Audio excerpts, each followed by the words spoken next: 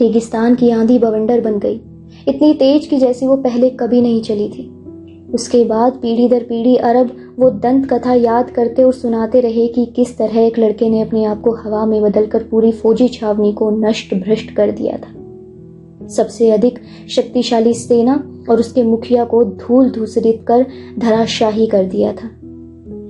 जब वो भयंकर रेतीला तूफान सीमम रुका तो बचे हुए लोगों ने उस जगह को देखना चाहा जहां वो लड़का खड़ा था, मगर वो वहां था ही नहीं। उसकी बजाय वो रेत के एक दूसरे टीले पर खड़ा था, शिविर से बहुत दूर। सारे आदमी उसकी जादूगरी से भयभीत हो गए। केवल 2 ही व्यक्ति थे जिनके चेहरों पर मुस्कुराहट थी। एक था अल्केमिस्ट, जिसे एक आदर्श शिष्य मिल गया था, और दूसरा था सेना और इस कबीले का मुखिया, क्योंकि वो ईश्वर के प्रताप को बखूबी समझ गया था। अगले दिन सेना प्रमुख और मुखिया ने लड़के और अल्केमिस्ट को विदाई दी। उनके साथ कुछ मार्ग रक्षक भी भेजे, इस हिदायत के साथ कि वे उन दोनों के साथ तब तक रहें जब तक वे जाएं। सारा दिन घोड़ों पर चलते चलते दोपहर बाद वे एक पुराने मिस्र के ईसाई मठ तक पहुंच गए। अल्केमिस्ट घोड़े से नीचे उतर गया और उसने मार्ग रक्षकों से छावनी लौट जाने के लिए कहा। अब यहां से तुम अकेले ही जाओगे। पिरामिडों की दूरी यहां से केवल 3 घंटों की है। अल्केमिस्ट ने लड़के से कहा, आपका बहुत बहुत धन्यवाद। आपने मुझे इस विश्व की भाषा सिखा दी है। लड़के ने कहा, मैंने तो केवल उसी को जगाया है जो तुम में पहले से ही था, जिसे तुम जानते थे। कहकर अल्केमिस्ट ने मठ के द्वार पर दस्तक दी। काले कपड़े पहने एक मठवासी द्वार पर आया। उन दोनों ने कुछ देर अजनबी कॉप्टिक भाषा में आपस में बात की और फिर लड़के से अंदर आने के लिए कहा। मैंने उससे रसोई इस्तेमाल करने की इजाजत मांगी थी। अल्केमिस्ट ने मुस्कुराते हुए कहा। मठ के पिछले भाग में बनी रसोई के भीतर जाकर उन्होंने आग जलाई। मठवासी थोड़ा सीसा ले आया, जिसे किमियागर ने लोहे की कढ़ाई में डाल दिया। जब सीसा पिघलकर द्रव्य बन गया तो अल्केमिस्ट ने अपनी झोली से वो अजीब सा पीला अंडा बाहर निकाला। उसे खुरचकर एक बाल जितना पतला हिस्सा निकाल लिया और मोम में लपेटकर कढ़ाई में डाल दिया, जहां पिघला हुआ सीसा उबलने लगा था। उस मिश्रण का रंग खून जैसा लाल हो गया। अल्केमिस्ट ने कढ़ाई आग पर से उतार ली और ठंडी होने के लिए एक तरफ रख दी। वो ऐसा करते हुए मठवासी को जनजातीय कबीलों की लड़ाइयों की बातें सुनाता रहा। उसने कहा, मैं सोचता हूं ये लड़ाइयां अभी काफी दिनों तक चलेंगी। मठवासी थोड़ा बेचैन था। सारे कारवां गीजा पर रुके हुए लड़ाइयां खत्म होने का इंतजार कर रहे थे। उसने कहा, पर अब भगवान की इच्छा तो पूरी होगी ही। बिल्कुल, अल्केमिस्ट ने जवाब दिया। जब कढ़ाई ठंडी हो गई तो मठवासी और वो लड़का सख्ते में आ गए। सीसे ने कढ़ाई का आकार ले लिया था और अब वहां सीसा नहीं था, वो सोना बन चुका था। क्या मैं भी किसी दिन ऐसा कर सकूंगा? लड़के ने अल्केमिस्ट से पूछा। ये मेरी नियति थी, तुम्हारी नहीं, अल्केमिस्ट ने जवाब दिया, मगर मैं तुम्हें दिखाना चाहता था कि यह संभव है। वे मठ के द्वार पर वापस आ गए। वहां उन्होंने सोने को 4 भागों में बांटा। ये आपके लिए है, एक भाग मठवासी को देते हुए किमियागर ने कहा। आप यात्रियों के लिए बहुत दयालु हैं, मगर ये मेरी दयालुता के मूल्य से कहीं ज्यादा है। मठवासी ने कहा, ऐसा दोबारा मत कहिए, अगर जिंदगी ने कहीं सुन लिया तो अगली बार कम कर देगी। अब अल्केमिस्ट ने लड़के की तरफ देखा। ये दूसरा भाग तुम्हारे लिए है। मैंने कबीले के उस मुखिया और उस महासेनापति से 3 दिनों की जिंदगी खरीदने के लिए तुम्हारा सारा सोना दे दिया था। ये उसके बदले में है। लड़का कुछ कहने ही जा रहा था कि ये तो उससे कहीं ज्यादा है, मगर चुप हो गया। उसे किमियागर और मठवासी की बातें याद आ गई। और ये तीसरा भाग मेरे लिए है, अल्केमिस्ट ने कहा, क्योंकि मुझे रेगिस्तान के उन इलाकों में जाना पड़ेगा जहां अभी भी लड़ाइयां चल रही हैं। अब उसने चौथा भाग उठाया और उसे भी मठवासी को देते हुए बोला, ये इस लड़के के लिए है, अगर कभी इसकी जरूरत पड़े तो। मगर मैं तो अपने खजाने की खोज में जा ही रहा हूं, और वो बहुत दूर भी नहीं है, लड़के ने कहा। मुझे पूरा यकीन है तुम उसे खोज लोगे, अल्केमिस्ट ने कहा। तो फिर ये क्यों? क्योंकि तुम अपनी सारी जमा पूंजी 1 नहीं 2 बार गवा चुके हो। एक बार उस चोर और दूसरी बार महासेनापति के हाथों। मैं एक बूढ़ा अंधविश्वासी अरब हूँ और अपनी पुरानी कहावतों में यकीन रखता हूँ। एक ऐसी कहावत है, हर वो बात जो एक दफा होती है दोबारा नहीं होती, मगर हर वो बात जो दोबारा होती है तीसरी बार जरूर होती है। वे दोनों अपने घोड़ों पर सवार हो गए। सपनों के बारे में एक कहानी सुनाना चाहता हूं तुम्हें, अल्केमिस्ट ने लड़के से कहा। लड़का अपना घोड़ा उसके नजदीक ले आया। प्राचीन रोम में तिबेनियस नाम का एक राजा था। उसके राज्य में एक भला आदमी रहता था जिसके 2 बेटे थे। एक बेटा सेना में था और राज्य की दूरवर्ती सीमा पर तैनात था, और दूसरा कवि था जिसकी सुंदर कविताओं ने पूरे रोम को मंत्रमुग्ध कर रखा था। एक रात पिता ने सपना देखा कि एक देवदूत उसके पास खड़ा है और उससे कह रहा है, तुम्हारे एक बेटे के शब्दों को आने वाली पीढ़ियां ये दुनिया युगों युगों तक अपनाएगी, दोहराएगी। पिता जाग गया। उसकी आंखों में कृतज्ञता के आंसू थे। आखिर ऐसा कौन सा पिता है जो अपने बेटे की तारीफ सुनकर गौरवान्वित अनुभव नहीं करेगा। जिंदगी बड़ी मेहरबान थी जो उसे ये सब पहले ही पता चल गया।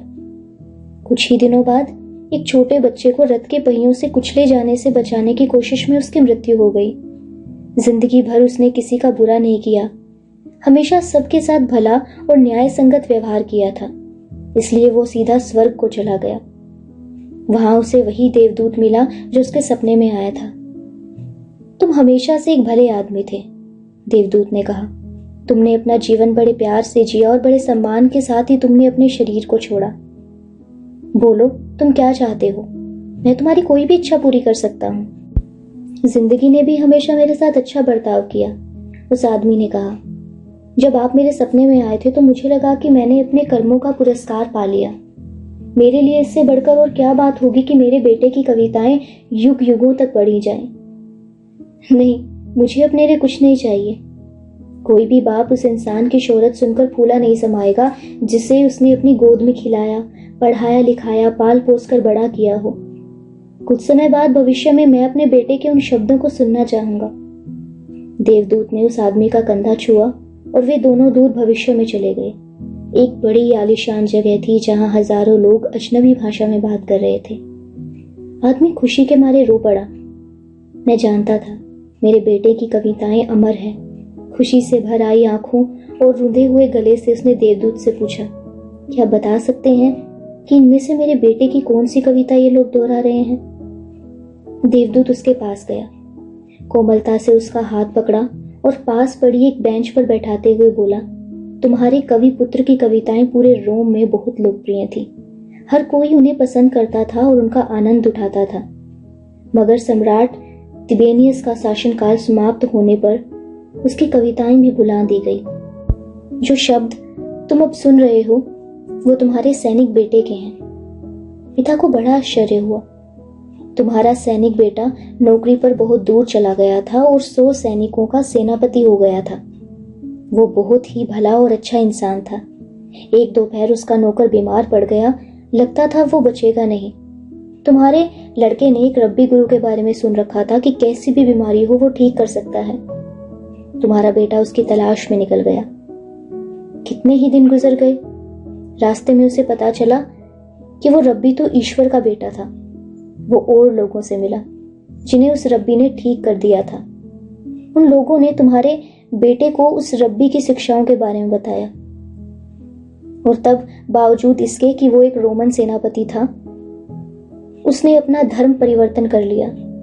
थोड़े समय के बाद वो उस जगह पर पहुंच गया जहां वो रब्बी आया हुआ था।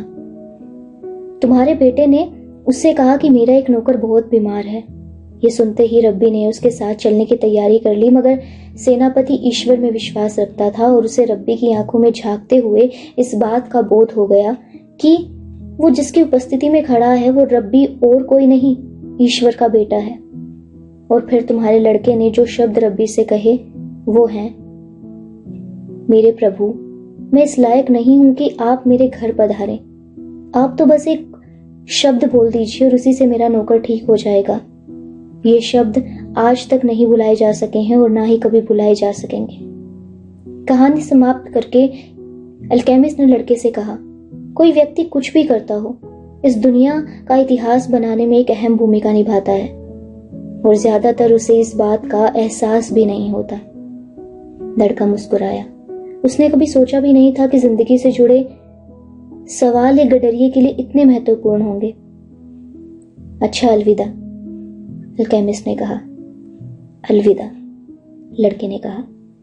घोड़े पर सवार वो लड़का रेगिस्तान पार कर रहा था। कई घंटे बीत गए। अपने दिल की बात सुनने के लिए वो बहुत बेचैन था, क्योंकि दिल ही उसे बताएगा कि उसका खजाना कहाँ छुपा हुआ है। अल्केमिस्ट ने उससे कहा था, जहां तुम्हारा खजाना है वहां तुम्हारा दिल भी होगा। मगर उसका दिल तो कुछ और ही बातें कर रहा था। बड़े गर्व से वो उसे गडरिये की कहानी बता रहा था, जिसने अपनी भेड़ों को त्याग दिया और 2 अलग अलग अवसरों पर देखे गए सपने को साकार करने के लिए निकल पड़ा। वो उससे नियति की बात कर रहा था, उन लोगों की बात कर रहा था जो दूरवर्ती प्रदेशों और सुंदर स्त्रियों की तलाश में पूर्व निर्धारित धारणाओं के साथ अपने समकालीन लोगों से जूझते हुए घूम रहे थे। वो बात कर रहा था यात्राओं की, खोजों की, किताबों की और परिवर्तन की। वो रेत के एक और टीले पर चढ़ने ही वाला था कि उसके दिल ने फुसफुसाया, उस जगह से सावधान रहना जहां आंसू छलक जाएं। वहीं पर मैं हूं और वहीं पर तुम्हारा खजाना भी है। लड़का रेत के टीले पर धीमी गति से चढ़ा। तारों भरे आकाश में चांद निकल आया था। नकलिस्तान से चले हुए उसे 1 महीना बीत गया था। चांदनी के कारण रेत पर परछाइयां बन रही थी, मानो समुद्र की लहरें लहरा रही हों।